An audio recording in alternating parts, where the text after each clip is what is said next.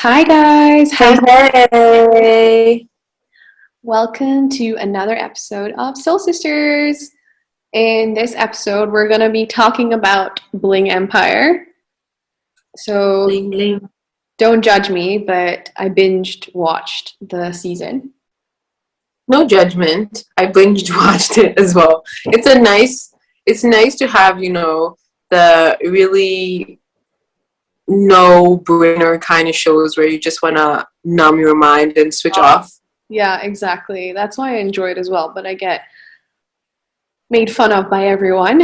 But yeah, Everybody has their guilty pleasures. it's true. It's true. But yeah, I enjoyed the show a lot, and what I found most interesting was how these individuals, so you have like Kane, Kevin, and then the girls as well, how they all turned to alternative methods of healing. And I found that just so fascinating because you have someone going through a breakup, and so she turns to a shaman to heal from the pain that she was experiencing.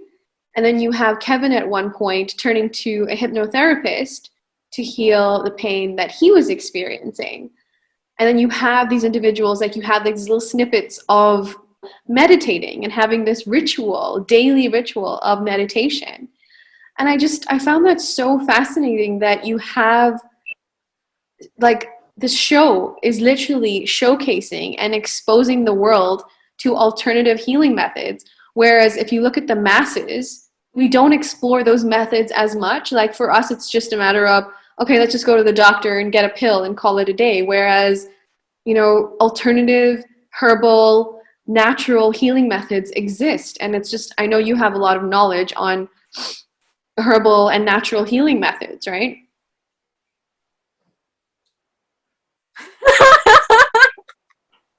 Just kidding.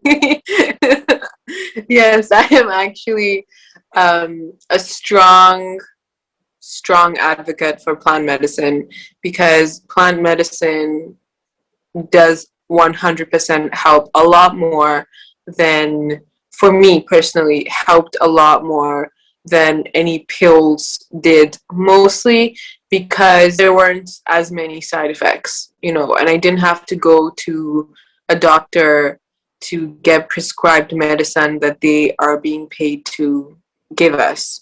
And also the people that helped me around my research with plant medicine were there mainly for helping me get better, helping to remove the cause and not, just help the situation at hand and then cause another 10 side effects and then get another 10 pills for those side effects and then pills for those side effects, which is just like an ongoing um, it's just like continuously paying into that system and not helping myself at the end of the day.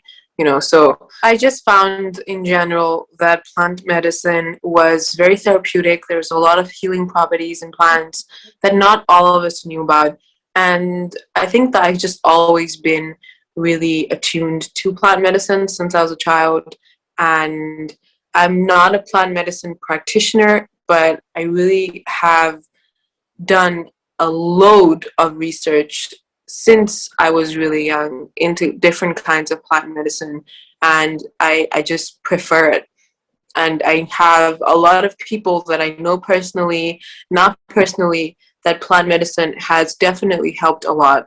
And looking at all the people that are struggling and that can have so many different types of plant medicine that would help them if they had the knowledge and the info, Mm-hmm. and how people go into debt and bankruptcy or even ruin their bodies because of the medication that they're given, sometimes being misdiagnosed, sometimes the side effects, sometimes it just not working completely. I mean, if that's what you want to do and if it works for you, then I'm not saying that don't do it and it's a bad thing. I'm just saying that just having that information and the option Yeah.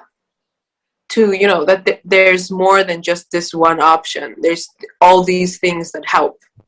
Yeah, personally for me, for the past 3 years, apart from my vitamins that I took when I was pregnant, I literally have been resorting to using turmeric, the spice, honey, and hot water to cure my colds and flus and headaches.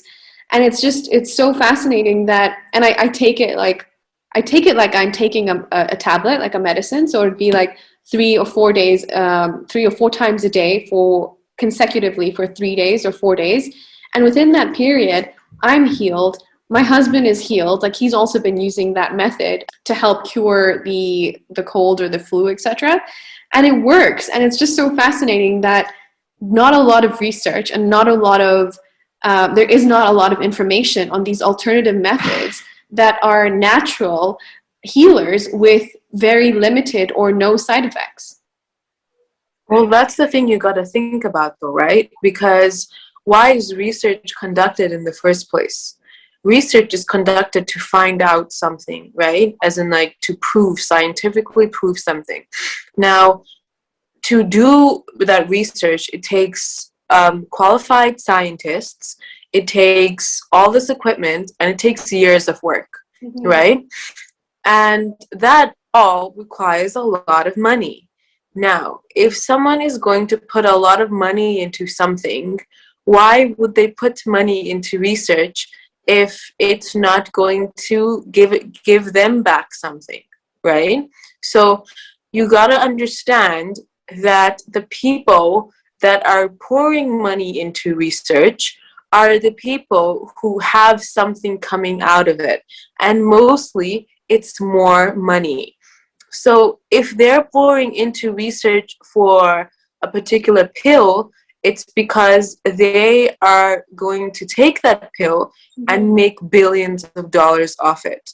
You know, I just read something the other day that someone had been bitten by a particular snake that was extremely poisonous, right?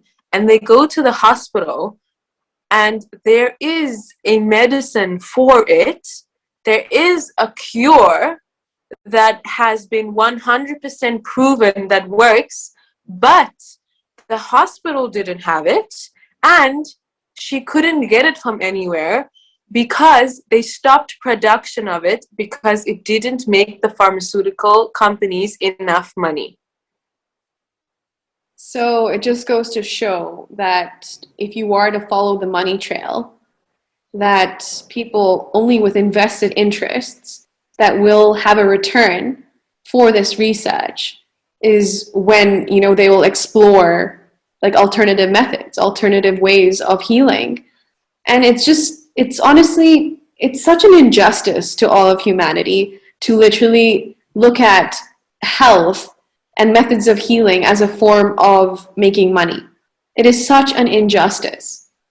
And if we actually turned to alternative medicines and actually started teaching individuals about things that you have in your kitchen, healing through, you know, things that you can grow in your backyard, it would kill this industry. It would absolutely. And I mean, there's people who straight out have talked against the medical industry, like Dr. Sebiat. Do you know who he is? He's one of the biggest plant medicine healers ever, right? And he talked about, like, he knew the properties of every single plant, knew how to heal every known disease that would come to him, and he cured cancer in so many patients, right? And he consistently spoke out against the medical industry, and there are so many cases made against him, and a lot of people think that he was definitely bullied a lot, right? And he is now known because he talks about alkalinity and how the body has become acidic, and when an acidic body, your body disease thrives in acidic bodies, whereas if you have an alkaline body, which is why, you know, you have all these foods that are alkaline foods that are good for you, including alkaline water, which is one of the things that I sell, the Kangen water, which is alkaline water. It's because it alkalizes your body, and disease cannot thrive, cannot live in an alkaline body. And he taught so many different ways in how to live and cure so many diseases, and to live a healthy life, and what to eat, what not to eat, what to avoid. And he was straight out vilified. And then also, let's just talk about how actual medicines, right? They are derived, their chemical compositions are derived from plants. And then it is produced at a mass scale and then sold for a profit. So really, they're replicating these plants. They're replicating what we could all naturally be growing in our backyards, what we could naturally be healing ourselves with in our kitchens, right? And it's so fascinating how this information is so suppressed, and the masses are so brainwashed. They're brainwashed to follow the system of, you can't heal yourself, right? We are not natural healers. You can't heal yourself. And so go to the doctor, find out what's wrong, get prescribed, get pills, and then go through that. Getting sick as you get older is a complete norm, which it isn't. Mm-hmm. But also being in that state of sickness, like if you have like a pain in your body, or you're not feeling good, or you're feeling down, like that's not normal, right? We've also normalized that. However, if we actually started exploring preventative methods in order to heal humanity, so it doesn't get to an extreme point of disease, right? So if we started exploring like emotional release, which is now being explored by certain doctors to prevent these major diseases from, developing in our bodies, we might have a significantly reduced rate of disease in the world. And if we were taught by like these alternative healers in the this episode that we watched, Bling Empire, which is being watched all over the world right now, that there are methods to release pain from your body. I think spiritual healing is becoming a lot more popular now, and it's becoming a lot more common, because now mental health, which is a disease that cannot be seen, is being talked about and normalized around the world, right? And so many people are standing up and talking about their stories and saying how hard it is living with this. They're fighting for mental health being completely normalized. Alternative medicine is becoming very, very popular. It's being less looked at as like, oh, hippies do this, or weird people do this. Psychedelics and alternative medicine, there's a lot more people looking into that to heal themselves. But also like exploration of the interconnectedness of mental health to physical health, that hasn't been explored as much, where your emotional health is directly related to your physical health, and Well, actually, it has.